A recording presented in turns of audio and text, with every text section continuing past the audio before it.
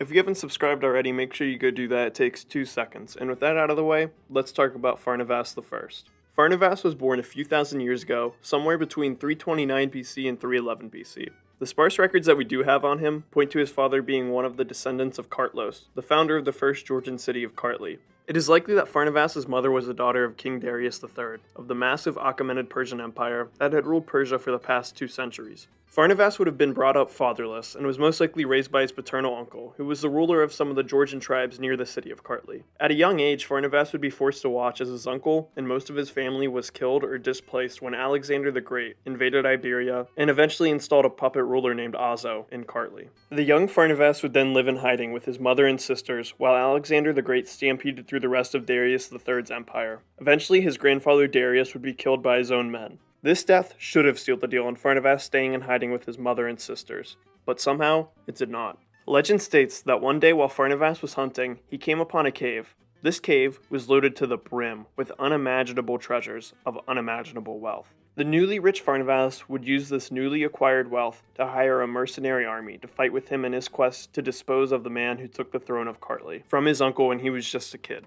Upon learning that a descendant of Kartlos was still alive, around 1,000 of Azo's loyal Georgian soldiers joined Pharnavas' army. Word spread quickly to the neighboring kingdom of Caucasus that hugged the Black Sea coastal territories on the borders of Iberia. Caucasus and Kartli enjoyed similar Persian cultures and ethnic groups, so Pharnavas found an easy ally in the ruler of Caucasus. Kuji of Caucasus and Pharnavas would then combine their armies in an effort to dispose Azo of Iberia, the governor of Iberia that was appointed by Alexander. Kuji did not do this solely from the kindness of his heart, as he agreed to help Pharnavas, but only if he could marry one of his sisters after this war was over. To this, Pharnavas agreed, and the two marched to face the army of Azo. And at the age of 27, after a lifetime of hiding, Pharnavas would finally be crowned as the king of all of Iberia after his army defeated and killed Azo in battle. After overthrowing the Greek-appointed governor, Pharnavas would now need to ensure that what happened to him would never happen to one of his descendants. So one of his first acts was to send diplomatic missions to the Diadochi. The Diadochi were the generals who split up Alexander's empire after his premature death in 324 BC. The most powerful of these Diadochi was a man named Antiochus, who controlled land from Turkey to India. Antiochus did not punish Pharnavas, but instead he allowed him to rule his newly acquired kingdom if he would agree to serve Antiochus. When the diplomatic mission returned, it was clear that Antiochus wanted him to be his vassal, seeing as Antiochus sent Pharnavas a crown.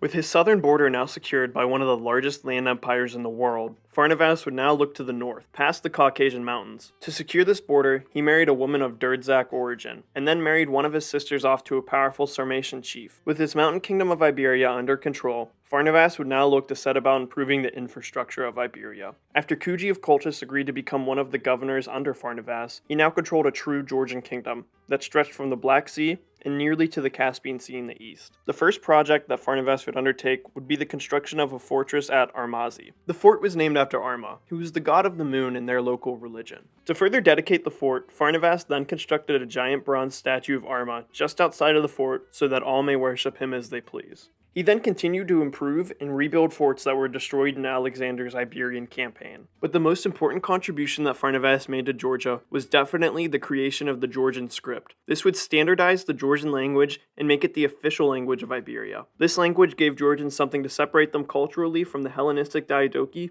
and even the Persian Achaemenid Empire. Perhaps the most interesting part about Pharnavas is the fact that he's the grandson of the last Achaemenid Persian king Darius III. And although he would never control the now dead empire, he can be seen as the Persian successor state to Darius III. Pharnavas believed this too as he styled his court and government in the Persian style, clearly showing where he claimed his royal blood from. Pharnavas would rule a total of 65 years and die at the age of 92. An old age even today, and certainly for the time period in which he lived. Pharnavas would be buried directly in front of the bronze statue of Arma that he had ordered to be constructed. This showed that he was a faithful servant of this god. His son Sarmag would then be crowned in front of the bronze god, showing that he too would be a faithful servant to Arma. Pharnavas is widely considered to be the first king of Georgia. His contributions to Georgian independence and language meant that all the future kings would claim descent from him. From a boy who was forced to live in hiding for much of his adolescence, to a king who reigned over half a century, King Pharnavas is the originator of the Georgian state that somehow still exists in the modern world of today.